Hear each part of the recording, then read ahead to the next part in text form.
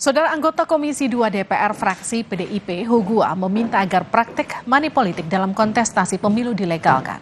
Hugua menyebut aturan money politik harus dibatasi dalam PKPU.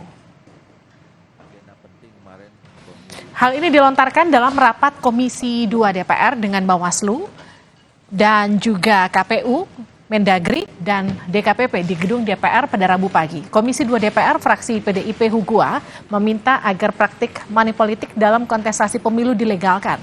Namun menurut Hugua, usulan money politik harus dibatasi dalam PKPU. Bahasa kualitas pemilu ini kan pertama begini. Tidakkah kita pikir money politik dilegalkan aja di PKPU dengan batasan tertentu? Karena money politik ini keniscayaan ini. Kita juga tidak money politik, tidak ada yang pilih. Tidak ada yang pilih di masyarakat. Atmosfernya beda.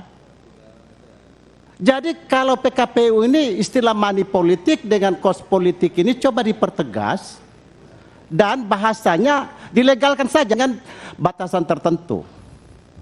Kita legalkan misalkan maksimum 20.000 atau 50.000 atau 1 juta atau 5 juta.